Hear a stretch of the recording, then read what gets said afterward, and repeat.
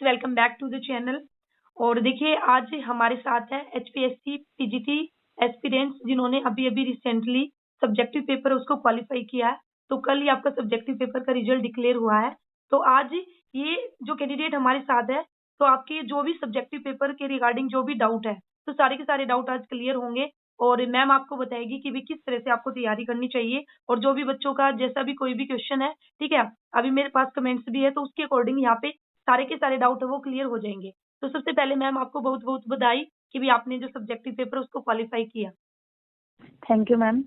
तो चलिए मैम, ज्यादा टाइम वेस्ट नहीं करेंगे और आपने अपना कीमती समय निकाला है, तो आप जल्दी से स्टार्ट कीजिए और आप बताइए कि भी किस तरह से आपने तैयारी की है। और जो भी आपने जो भी एक्सपीरियंस था आपका सब्जेक्टिव पेपर को लेकर, तो थोड़ा सा आप पहले आप स्टार्ट कीजिए, थोड़ा सा आप बताइए, फिर बीच बीच में हम जो बच्चों के डाउट है क्वेश्चन है भी आपसे पूछेंगे। जी जी। एक्चुअली मैम मैंने देखिए कोई ऑफिशियल कोई कोचिंग वगैरह तो ली नहीं, क्योंकि मैं एक हाउसवाइफ हूँ, बच्चे भी हैं, तो घर पे रह के ही मैंने सेल्फ स्टडी किया है, सेल्फ स्टडी से ही तैयारी करी है अपनी। ओके। बाकी जो इन्होंने एचपीएससी ने जो सिलेबस दे रखा था उसी के अकॉर्डिंग तैयारी करी। सिलेबस जो इन्होंने डिस्क्राइब किया है वो एनसीईआरटी का ही है, तो उसी से एक एक टॉपिक उठा के टॉपिक रिलेटेड सारे जो कंसेप्ट थे वो अपना क्लियर किए। यूट्यूब से भी जैसे कुछ वीडियोस देखे, मेरे पास कुछ अपनी जो पर्सनल बुक्स हैं, एनसीईआरटी है और कुछ नोट्स थे, तो उन सब से ही मैंने खुद ही तैयारी करी है।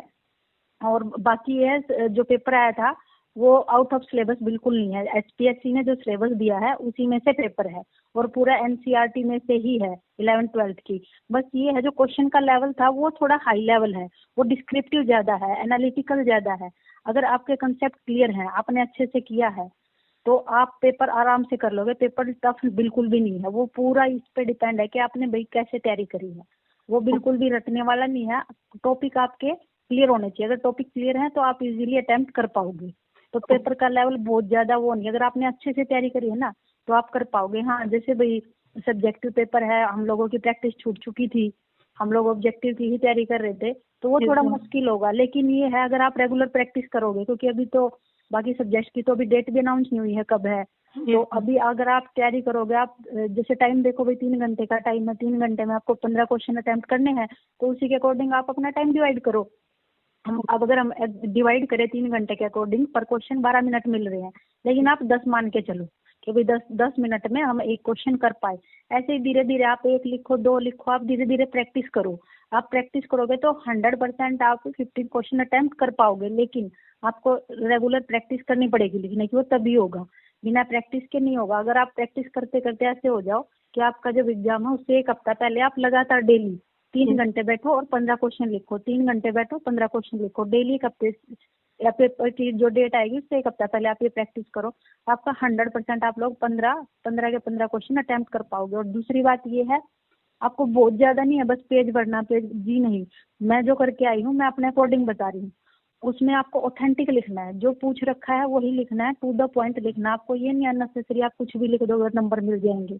आपको जो पूछा गया उसी के अकॉर्डिंग, जो फैक्ट है या भाई किसी बुक्स का नाम है, वो हर सब्जेक्ट का अलग अलग वेरी करेगा, भाई किसका क्या है, जो भी होगा उनके सब्जेक्ट में उसके अकॉर्डिंग, उसी के अनुसार आप करोगे तो 100% निकल जाएगा। Okay ma'am. तो मैम अभी 1-2 बच्चों के डाउट है, तो आप वे यहाँ पे थोड़ा सा सोल्व करने की कोशिश कीजिए। तो सबसे पहले तो ये तो आई थिंक क्लियर हो चुका है शीट से, तो शीट से प्लेन मिलेगी, लाइन वाली तो नहीं रहेगी। हाँ मैम, प्लेन थी, शीट प्लेन थी। ठीक है मैम।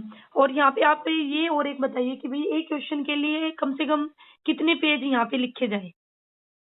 मैम देखिए, मैं अपना बताऊं तो मैं 3 करके आई हूँ एक क्वेश्चन पे, और मैं 14 क्वेश्चन अटेम्प्ट कर पाई, मेरा एक क्वेश्चन छूट गया था। लेकिन मेरे हिसाब से अगर आपने अच्छा लिखा है तो 2.5-3 पेज सफिशियंट है अकॉर्डिंग टू क्वेश्चन। भाई क्वेश्चन कैसा है, अगर मान लो किसी क्वेश्चन में जैसे डायग्राम वगैरह है तो मे भी वहाँ पे 1 आध पेज ज्यादा हो जाए, क्योंकि डायग्राम ज्यादा स्पेस ले लेता है। लेकिन 3 पेज मेरे हिसाब से ठीक रहेंगे, क्योंकि मैं 3 ही करके आई हूँ और मेरा एक क्वेश्चन छूट गया था, मैं 14 अटेम्प्ट कर पाई थी। Okay ma'am. एक क्वेश्चन मैम, ये क्या जैसे आपका मीडियम भी हिंदी था, तो क्या आपने इंग्लिश वर्ड यूज किया था? हिंदी मीडियम वाले इंग्लिश यूज कर सकते हैं? मैम देखिए, अब मैंने तो कुछ ज्यादा तो लिखा नहीं था, लेकिन हाँ जैसे किसी राइटर का नाम है, किसी बुक्स का नाम है, या कुछ ऐसी कोट है जो इंग्लिश में ही मेंशन कर सकते हैं, तो कहीं कहीं क्वेश्चन में वो तो मेंशन किया था, बाकी मैं हिंदी में ही लिख के आई हूँ। जैसे ऐसे लिखते हैं ना क्वेश्चन भी नहीं, मैं ऐसे लिख के आई हूँ, प्रश्न नंबर 1 अच्छा उत्तर, अच्छा। वो हाँ भी मैं हिंदी में ही करके आई हूँ। Okay okay ma'am. अच्छा मैम, एक डाउट है बच्चों का, क्या ये हाँ जो जी। आपका क्वेश्चन के साथ ही आपको डिवाइडेड स्पेस मिलेगा क्या, या बस जस्ट आपको आंसर शीट आपको दे दी जाएगी, तो वहाँ पे ऐसा कुछ नहीं है, कोई डिवाइडेड स्पेस नहीं है, कितने ही पेज नहीं लिख मैम, दीजिए? कोई भी डिवाइडेड सीट नहीं है, क्वेश्चन पेपर आपका अलग होगा, वो पूरा पूरा प्लेन होगा। हम्म। उस स्टार्टिंग में जो फर्स्ट पेज होता है उस पर जो इंस्ट्रक्शन वगैरह है जो लिखे हैं वो यस। लिखा है। फिर जो अब आपके जो पेज होंगे उनमें दोनों तरफ मार्जिन दे रखा है।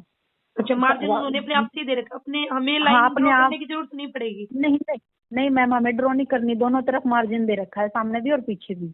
तो आपको और तो मार्जिन के उन्होंने खुद से दे रखा, तो उसी के अंदर आपने लिखना है। और उसमें कहीं भी ये मेंशन नहीं है कि भी फर्स्ट क्वेश्चन के लिए ये इतनी जगह है। वो आपको जितना लिखना है, जैसे लिखना है उसके हिसाब से ही करना है। ओके मैम, तो 3 या 4 पेजेस सफिशिएंट है क्वेश्चन के लिए? अकॉर्डिंग टू मी मैम 3 या 4 पेज, बाकी आप भाई अपनी जितना प्रैक्टिस करोगे उतना ज्यादा लिख पाओगे। हाँ तो ये तो मेरे ख्याल से 3 या 4 पेज मेरे ख्याल से सफिशियंट है। बाकी आपको डिपेंड करता है कि क्वेश्चन में पूछ क्या रखा, क्वेश्चन क्या है, उसके अकॉर्डिंग भी फिर थोड़ा बहुत ऊपर नीचे हो जाता है।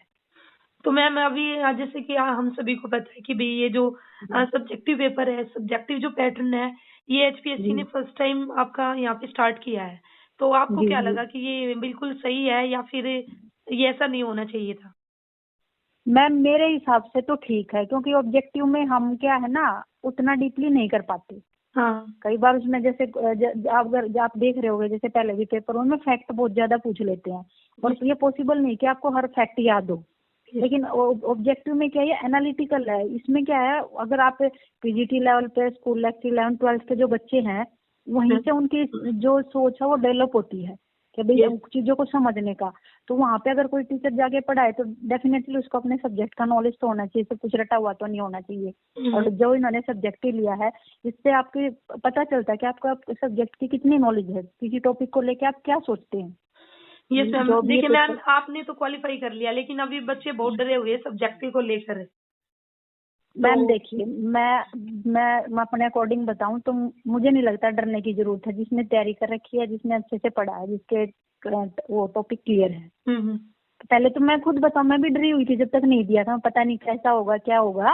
यस। वो तो जब तक नहीं हो तब तक तो लगता है, लेकिन ये पेपर देखने के बाद या भी जैसे और सब्जेक्ट्स के हैं उन लोगों से भी बात हुई है, या सबने अपने अपने जैसे व्यू दिए हैं, सबका यही कहना है कि पेपर एनालिटिकल था। जिसके कंसेप्ट क्लियर है वो अच्छे से कर पाएगा, सभी सब्जेक्ट का ऐसे ही है। तो और आपके इसीलिए साथ तो मैम जिन्होंने ये भी हुआ कि भाई आपको तो ज्यादा टाइम भी नहीं मिला, और एक्सपेरिमेंट भी आप पे ही हुआ। अभी जो आगे जो जिन बच्चों का होगा उनको तो थोड़ा बेनिफिट मिलेगा कि भाई पहले हाँ हो हाँ चुके। मैम, उनके लिए तो बिल्कुल ही बेनिफिट है। हमारे हमारे तो एकदम से आ गया। हम लोग तो ये सोच के बैठे थे कि अक्टूबर नवंबर में होगा, पहले हम्म। प्री होगा फिर ये होगा, लेकिन एकदम से डेट आ गई। मतलब एकदम से समझ में नहीं आया कि कैसे करें, कैसे जी शुरुआत करें। जी जी तो जी ना कोई पहले पता था कैसे पेपर आएंगे, कैसा क्वेश्चन आएगा, जी कैसे लिख पाएंगे, इतना टाइम हो गया। जी तो लेकिन अभी जिनका होगा उनके लिए ये होगा कि उनके पास एग्जाम्पल है। जिन जी लोगों जी का हुआ उनसे वो बात कर सकते हैं, उनको पता है भी क्वेश्चन का लेवल कैसा है, किस टाइप से पूछना है, सीट कैसी। हमें तो यही नहीं पता था, कोई बोल रहा था लाइन वाली सीट आएंगी, कोई बोल रहा था प्लेन आएंगी। जी जी जी। तो आने वालों के लिए तो अच्छा है, वो अच्छे से कर सकते हैं। और अभी तो कुछ कोर्स वोर्स भी लॉन्च कर दिए, यूट्यूब पे भी काफी लोग करवा रहे हैं। हमारे जी उसमें तो कुछ कहीं मिल ही नहीं रहा था कुछ भी। जी जी जी। तो अच्छा। आप अगर अभी भी टाइम है, क्योंकि डेट अनाउंस नहीं हुई है, और डेफिनेटली जो लोग एचटेट क्वालिफाई करके आए, प्री करके आए हैं, उनको अच्छा जी नॉलेज तो होगा। थोड़ा जी सा और प्रैक्टिस करेंगे लिखने की तो पक्का वो लोग कर जी पाएंगे। जी जी मैम, एक क्वेश्चन हो रहा है कि जो यहाँ पे क्वेश्चन वहाँ पे अटेम्प्ट करने हैं, वो लगातार जी। करने हैं, ऐसे तो नहीं कर सकते ना आगे पीछे? नहीं मैम, आगे पीछे नहीं कर सकते। उसमें आपको ऐसे करना है, जैसे उसमें 18 क्वेश्चन होंगे। जी मैम। आपने जैसे फर्स्ट क्वेश्चन कर दिया, जी मैम। उसके बाद आपने सेकंड कर दिया। जी मैम। सपोज करो आपको थर्ड क्वेश्चन नहीं आता, जी मैम। तो वो आपने छोड़ दिया, लेकिन उसके बाद आपको फिर सीरीज में फोर्थ करना है। जी फिर मैम। ये नहीं है आपने फोर्थ कर दिया और फिर बाद में आपको याद आया, अरे नहीं नहीं थर्ड तो मुझे आता था, उसके बाद में कर दूं।